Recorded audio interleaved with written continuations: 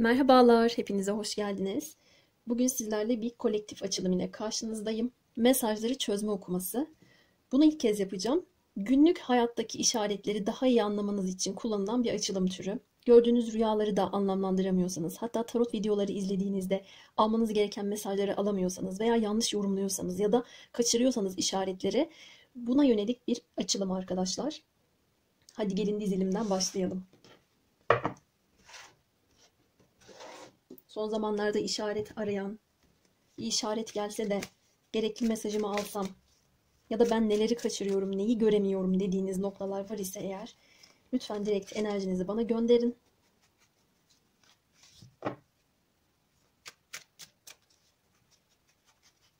Ben de size gerekli rehberliği sunayım.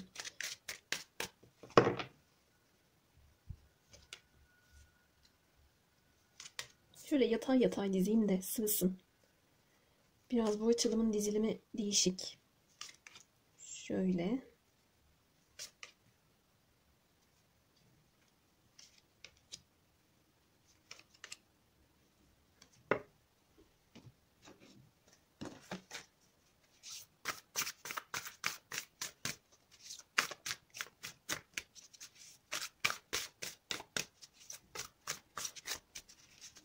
Burada iki tane rehber kartımız var. Kılavuzunu koydum. O kılavuzdan da yararlanacağım.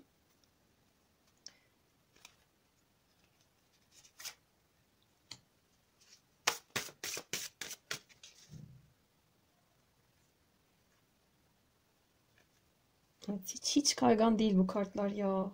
Çok üzülüyorum. Son aldığım 3 desteği bu yüzden.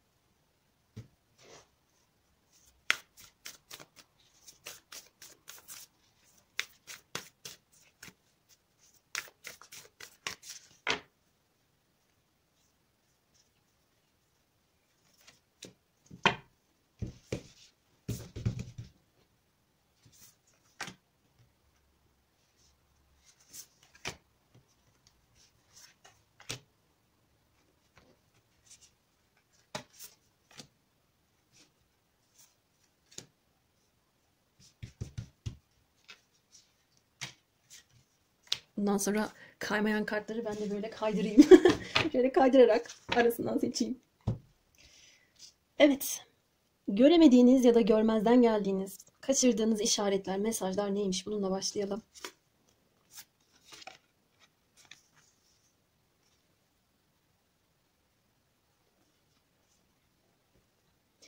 Kiminiz için size aşık olan, sizden hoşlanan bir kişi diyor.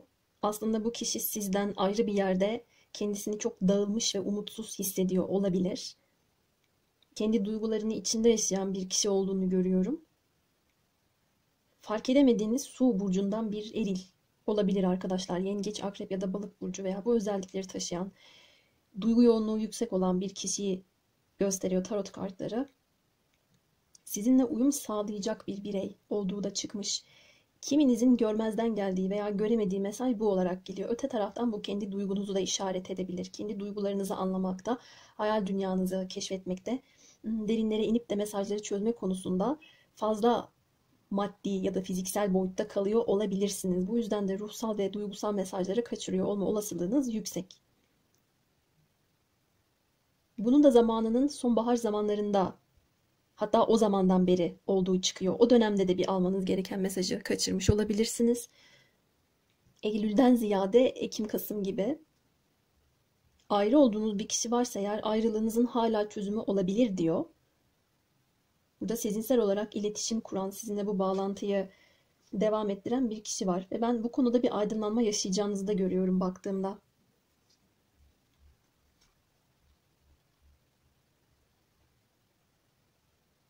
59'u topladığımda 14 yapıyor. Tarottaki denge kartı. Kaçırdığınız mesaj, şu anda her neyi yaşıyorsanız ya da yakın geçmişte başınıza her ne geldiyse, bir bitiş yaşadıysanız mesela orada sizinle uyumlu olmayan bir enerji çalışıyormuş veya sizi hayal kırıklığına doğru götürecek olan bir olay başınıza gelebilirmiş. Burada dengelerin, taşların yerine oturması için bir dağılma yaşamış olma olasılığınız bile var. Görmezden geldiğiniz mesaj bir kısmınızın bu gibi. Buradaki kişi de yan flüt çalıyor. Bu yan flütü çalarken rüzgardan da ya da ne bileyim işte o namenin, o melodinin etkisiyle yapraklarda uçuşuyor gibi resmedilmiş bir müzikle ilgili bir şeyi keşfedebilirsiniz ya da dinlediğiniz müziklere dikkat edin. Veya herhangi bir sözü olmasa da bu müziğin, o melodi, o şarkının o notaları sizde nasıl bir duygu, nasıl bir hissiyat uyandırıyor? Buna bir dikkat etmeniz gerektiğini görüyorum. Hepiniz için geçerli olmaz tabii ama çoğunuzun da sanata yatkınlığı olabilir. Kaçırdığınız mesaj kendinizle ilgili böyle bir şey de olabilir. Buna bir yeteneğiniz vardır.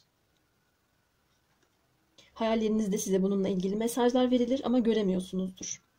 Peki, niye siz bu mesaja dikkatinizi vermelisiniz? Çünkü sizin dünyanızda sizi başarıya götürecek ve en önemlisi ruhsal yolculuğunuzda bir tamamlanma yaşatacak bir şey. Azimlilik, kararlılık, güven ve içsel çözüm diyor. Karakter testi ve kişisel inceleme, bütünlük yazıyor kartta. Kendi hayatınızla, kendi iç dünyanız arasındaki bir bütünlük için bu geçerli. Az önce de dedim ya denge kartı diye. Bir ölçülülük, bir denge ve taşların yerine oturması gerekiyormuş. Kendi karakterinizde ne var ne yok, hangisi yapınıza uygun, hangisi uygun değil bunları iyi bir şekilde netleştirmeniz ve içsel çözüm bulmanız için ve yaşadığınız her şeyin aslında bir yalandan ibaret olmadığını, her şeyin bir gerçeklik payı olduğunu fark etmeniz için bu mesaja dikkat etmelisiniz. Ve tabii bu sorunun haricinde şöyle bir mesaj daha yansıdı buraya ki bu sizin için bu yüzden önemli. Bakın kartta hiçbir şeyden her şeye diyor. Yoktan var etme gibi ya da hiçbir şeyim yok derken aslında her şeye sahip olduğunuzu, sizin içinizde kocaman bir dünya olduğunu fark etmeniz için bu geçerli. Odağınızı değiştirmeyip azimli bir vaziyette kalmanız gerekiyor ayrıyeten. Peki şu 16'yı bir okuyalım bakalım. Hiçbir şeyden her şeye.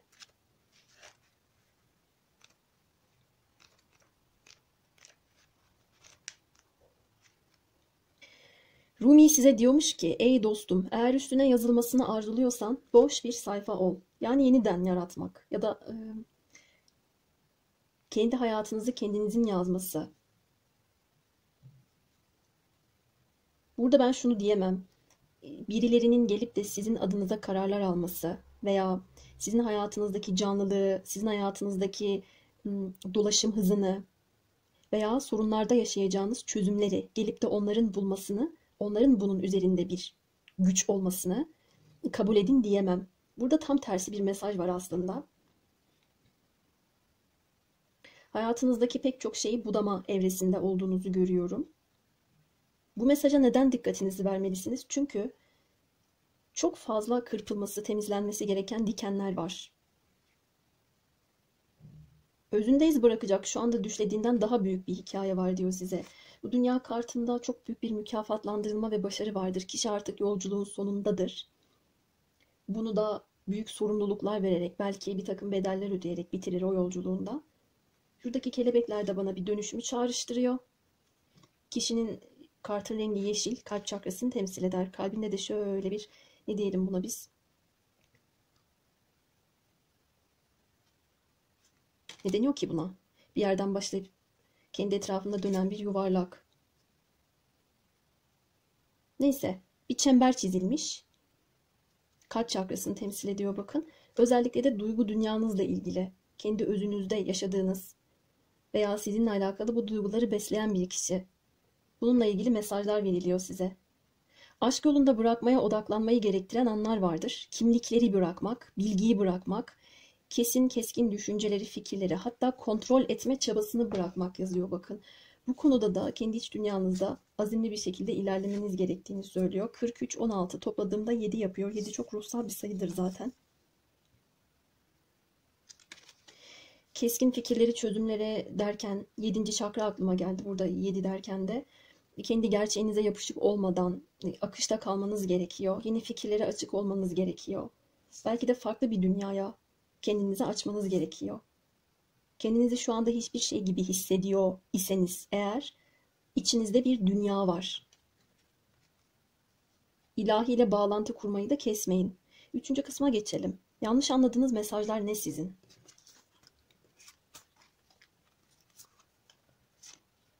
Zıtlıkların çekimi diyor. Şöyle olabilirsiniz bakın. Biz onunla çok zıttız. O beyazsa ben siyahım. Ama yani çok büyük de bir çekim hissediyorum ona karşı. Ya da siyahla beyaz kadar birbirine yakışan başka bir renk daha yok. O beni tamamlıyor, ben onu tamamlıyorum diyebilirsiniz. Ancak burada yanlış yorumladığınızı görüyorum. Burada bir dengeden bahsetmiştim. Bir uyumun ölçülülüğün olması gerektiğini söylemiştim. Bu kadar da taban tabana zıt olmak partnerinizle veya kendi duygu düşünceniz için de geçerli bir konu. Mantık başka bir şey diyordur, kalp başka bir şey diyordur. Bunun aranızda bir denge kurmanız lazım. Bunun için de sınırsız kaynaklara sahipsiniz. Eğer bir yokluk bilinci içerisindeyseniz hayır diyor. Bugünün de yarının da kendi duygu dünyan için ya da kendini iyi hissetmen için güzel şeylerle, kaynaklarla temin edildi diyor. Şu ana kadar açtığım kartlarda toprak burçları ve su burçları geldi arkadaşlar. Mesela şu yorumu da yapabilirim. Az önce açar açmaz dedim ya, sizden hoşlanan ya da sizi seven birisi olabilir ama siz belki görmezden geliyorsunuzdur, belki de görmüyorsunuzdur diye. Bu kişinin aslında, hele ki de siz toprak burçlarındansanız, sizi besleyecek bir özelliğe sahip olduğunu söyleyebilirim. Bununla beraber eğer yanlış anladığınız ya da yorumladığınız mesajlar arasında şu da varsa, ya işte o kaplansa ben de balığım, ne alaka yani, onunla ben ne alaka? Biz taban tabana zıttız.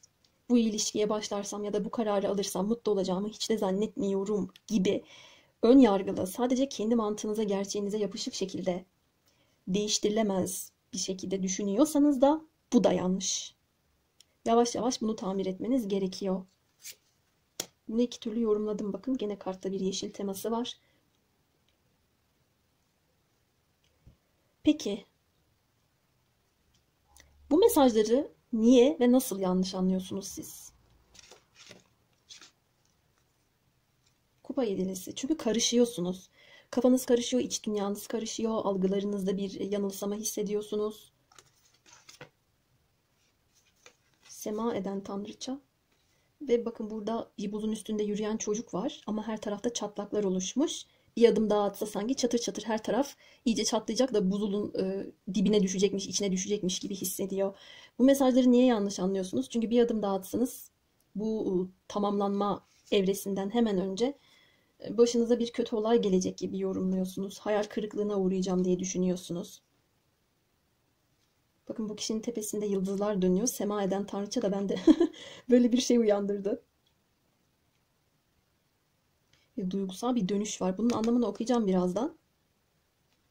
Niye yanlış anlıyorsunuz? Belirsizlik, kuşku ve tereddüt size böyle gösteriyor. Ya da bu belirsizlik içerisinde kafanız karışıyor. Bakın kartta uyuşmazlık diyor. Az önce benim bahsettiğim şey. Herhangi bir uyuşmazlık söz konusu olduğunda bunu çözmenin yollarını da çok iyi bulamıyor olabilirsiniz.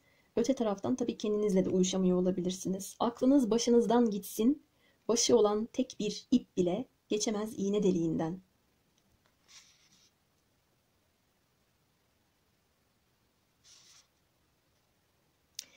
Olmanız gereken yer hemen tam şu anda, şimdi de bu anda. Ne geçmişte ne gelecek endişesinde.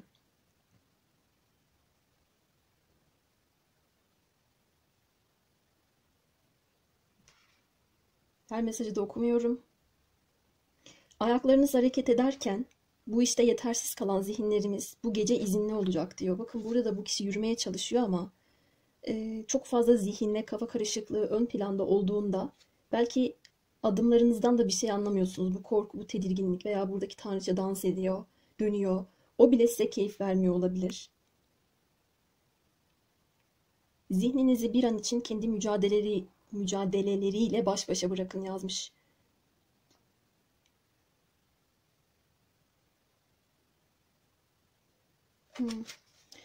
Bakın arkadaşlar, bu kehanetin size bir bilgi mesajı var. Şu anda düşüncelerinizi geliştirmenizle ilgili önemli bir noktada olduğunuza vurgu yapıyor. dünyadaki benlik duygunuzu güçlendirmek ve kesinlik duygusu, kendi dünyanızda kesinlik duygusu kazanmanız için zihninizden destek alıyorsanız bu iş hiç kolay olmayacak diyor. Ben burada anladım ne demek istediğini. Hayatınızda dans ederken kalbinize bu dansı yönetmesi için izin vermeniz gerekiyor. Burada kalple mantık çatışması ön planda. Dünya demiştim. Şurada yorum getirdiğimde kılavuzunda da dünya yazıyor zaten. Bir şey tamamlanmadan önce adım atarsam ne olur? Ya da acaba o bana adım atarsa ben mutlu mu olurum? Kendi etrafımda, kendi dünyamda güzel bir şekilde döner miyim? Ya da durumlar benim lehime döner mi şeklinde bile düşünenleriniz olabilir. Yoksa ben bu kafa karışıklığıyla hayal kırıklığını yaşar mıyım? Bu çok sağlıksız bir durum diye düşünüyorsunuz. Duygu mantık çatışması burada çok fazla geldi. Koşullar şu anda çok dengesiz ve bu kadar dengesiz koşulların içerisinde, kartta bakın dengesiz koşullar yazıyor. Alacağınız kararın da sizi mutlu etmeyeceğinden yana bir şüpheniz var. Ben burada şunu görmedim, yanlış anlaşılma görmedim. Sadece karışıklık, bir zıtlık ve koşulların uygun olmamasıyla beraber istediğiniz şeylerden uzak durduğunuzu, istediğiniz dünyadan ayrı düştüğünüzü vesaire görüyorum. Ya da ön yargı veya kendi doğrularınız, gerçekleriniz de olduğu için bazı şeyleri göz ardı ettiğinizi görüyorum ama bu da kasıtlı şekilde yapılmış olarak geliyor. Burada temelli bir kör noktadan ya da hiçbir şeyi yorumlayamıyorsunuz, daha kendinizi tanıyamıyorsunuz gibi bir durumdan söz edemem arkadaşlar. Bazen öyle de oluyor çünkü. Şuraya gelelim. Bu işaretlerin asıl anlamı neymiş bakalım. Kozmik yürek, çok güzel. Belki sizi gençliğinize götürecek bir şey. Belki gençken içinizde uhde olarak kala ve yapamadığınız bir şeyi size hatırlatıyor. Bunu başarabilirsiniz diye. Bireysellik ve özgür olmanızla ilgili bir durum var. Kartta cehalet, toyluk yazıyor. Düşünmeden hareket etme yazıyor bakın.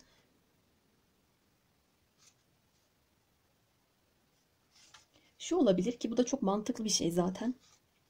Evet, kendi yüreğinizi de göz ardı etmeden içinizdeki hayalleri ya da ışığı takip ederek ilerlemek güzel bir durum.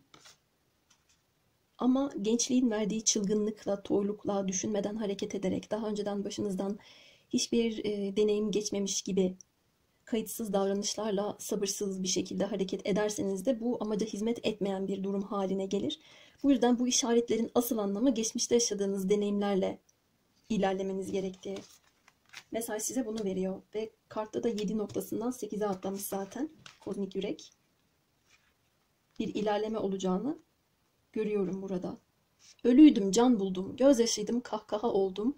Aşkın gücüyle ebedi bir güç oldum. Her şeyi gördüm, hiçbir şeyden korkum yok.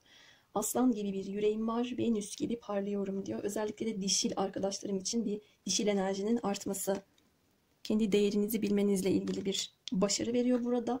Her şeyi gördüm, hiçbir şeyden korkmuyorum derken de hiçbir şeyden her şeye mesajına tekrar gittim burada. Bunu tam tersi bir şekilde çevirmeniz gerekiyor. Yani hiçbir şeyim yok. Kendi dünyamda içsel çözümü bulamıyorum tarzındaki yokluk bilincine her şeyi gördüm. Bu yüzden hiçbir şeyden korkum yok tarzına dönüştürmeniz lazım. Burada böyle bu şekilde bir enerji çalışıyor bakın. Daha çok ilahi aşk mesajları veriyor. Kocaman kozmik bir tsunami gibi hayatınıza daha çok aşk geliyor diyor. Öncelikle aşkınız tabii ki. Burada kendinize vereceğiniz sevgi. Hayat dolu, bilge, sevgi dolu bir kişi olduğunuzu kartlar size hatırlatıyor. Bu işaretlerin asıl anlamı bunlar. Kalbinizde çarpan kozmik kalbin atışlarını duyup onunla nasıl dans edeceğiniz konusunda size mesaj veriyor. Bu büyüleyici kutsal ritim kalçaları, elleri, kalpleri harekete geçirerek ruhu uykusundan kaldırır, uyandırır diyor. Bakın şurada da sema eden tanrıça vardı. Ne kadar dişil enerji ağırlıkta geldi. Demek ki erilerin mesaj çözmekle ilgili bir derdi yok. Buradan da bunu anlıyorum. Dans edebilirsiniz. Bol bol dans çıktı bakın. Şurada da müzik demiştim. Kendinizi keşfedin. Bu mutluluk hormonu salgılayan da bir şey ayrıyeten. Peki ilahi sistemle bağlantı kurmanız için kendinizi nasıl geliştirebilirsiniz başka? Ölüm kartı, sanat kartı bakın. Bakın enstrüman. Ayrılmak kartı size hizmet etmeyen arkanızdan bir kabus gibi gelen durumları bırakmanız, oradan ayrılmanız ve kendi dönüşümünüzü sağlamanız lazım. Eskiden kurtulma, ölüm yazıyor. Bakın arkadaşlar, ölüm kartı ölüm. Ölüm yazıyor. Kendini yaratıcı etkinlikler yoluyla ifade et diyor. Sanatla ilgilenebilirsiniz. Dans, müzik, konuşmak, herhangi bir şey fark etmez. Kendi güzelliğiniz, devamsız olan her şeyi bırakmanız. Kuş gibi hafifleyeceğinizi de görüyorum. Bakın kuş tüyü var şurada. Ve az önce buradaki kişinin bakar mısınız? Etrafında bir sürü kuş tüyleri var. Bir tane de buraya düşmüş. O kadar da hafifleyeceğinizi görüyorum. Zaten bana kalırsa sanatla ilgilenmek, bir müziği dinlemek bile ilahi sistemle bağlantı kurmanın çok güzel bir yolu. Çünkü o sizin ruhunuzda öyle güzel şeyler uyandırır ki. Ben şu anda ne hissediyorum, ne düşünüyorum, bir karıştım gene, bunu tanımlayamıyorum dediğiniz noktada o müzik size onu tanımlattırır ya da o şarkının içinden geçen bir cümle, bir kelime işte bu dedirtir size. İlahiyle bağlantı kurmanız için yapmanız gereken şey bu arkadaşlar, ama ölüm kartıyla etkilendim. Bu çok büyük bir dönüşümü verir çünkü bize bir ayrılık, bitirme, yeni bir sayfa açmak istiyorsanız eğer geçmişteki sizden ya da size hizmet etmeyen durum ya da olaylardan veya kişilerden tamamen kopmayı ve önünüze bakmayı da verebilir. Küllerinizden yeniden doğacağınızı da görüyorum baktığımda. Ve son kısım, şu anda duymaya ihtiyacınız olan herhangi bir şey. Aile ile ilgili bir takım sıkıntılar geldi. Ve şunu da veriyor bakın: takıntı, kıskançlık, mutsuzluk, hırs, korku, endişe, bağımlılık çalıştırdığınız her bir duygu veya sizi manipüle eden, size kurban gibi hissettiren bir partner. Burayı bitirmeniz gerekiyor. Ve aileden gelen bir takım sıkıntı ve sorunlar olduğunu da görüyorum. Öte taraftan bir şeyleri kendi başınıza yapmaya çalışmak yerine aile bireylerinizden yardım istemeniz de size bu içinizde bulunduğunuz süreçten kurtaracak bir şey olabilir. Çok fazla yeşil var arkadaşlar. Kalp çakrası. Bir de ben 7 sayısını gördüğüm için 7. çakra olarak yorumladım. Bu açılımda siz yeşil ve mor rengini bu açılımdan sonra kullanmaya, hatta bu açılımı dinlerken gözünüz kapalı da dinleyebilirsiniz. Gözünüzün önüne yeşil ve mor rengini getirin. Buna gayret gösterin. Yanlışlarınız neydi bunu fark edin. Bakın, bir açılımda şeytan kartı geliyorsa aslında herkes korkar. Herkesin ödü patlar ama ben şey yapmam bu kartı pek. Belki de Oğlak Burcu olduğum içindir. Sana ne aşırı ne fazla, bunu gösterir aslında bu kart. Hayatında eksik olan noktalardan ziyade ne aşırı. Hangi konuda bağlılık yerine bağımlılığın var? Doğru yoldan mı gidiyorsun, yanlış yoldan mı gidiyorsun? Bunu gösterir aslında şeytan kartı. Ve bundan bir önceki kartta tarottaki denge. Yorumun başında ondan da bahsetmiştim. Ölçüyü kaçırdığınızı hissettiğiniz noktada mesajları doğru düzgün okuyamayabilirsiniz.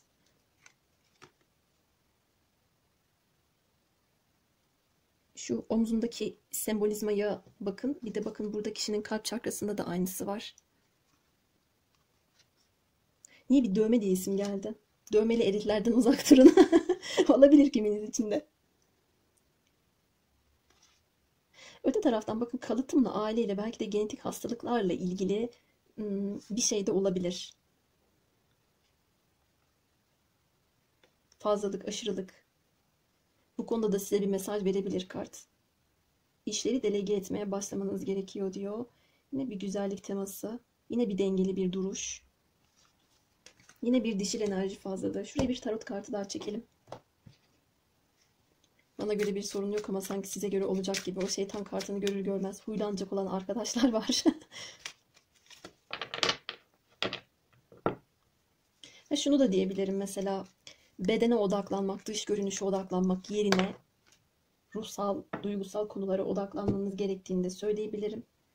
Bir kılıç kralı kartımız düştü. Sorunları çözebilecek güce, mantığa sahip olduğunuzu verir bu kart. Onun haricinde burada 2 tane kral geldiği için bir kısmınız açısından da biri su burcundan, biri hava burcundan bir eril olabilir. Sizin için doğru kişi olduğunu, şu kişi olduğunu düşünüyorum. Su burcundaki. Çünkü şeytan kartı bunun üstüne geldi. Bu kişi biraz güç tutkusu ile hareket edip zalimce davranabilir. Aynı tema şurada da var bakın. O aynı kıvrımlı. Bu da size en sonki mesaj olarak gelsin. Dediğim gibi açılım kolektif olduğu için ve mesajları çözme okuması olduğu için farklı bir açılım türüne dönüştürmeye niyetim yok. Şu anda size verilen mesaj sadece bu kadar arkadaşlar. Evet, bugünkü açılımımız bu şekildeydi. Sonraki açılımlarda görüşmek üzere. Hepiniz kendinize iyi bakın.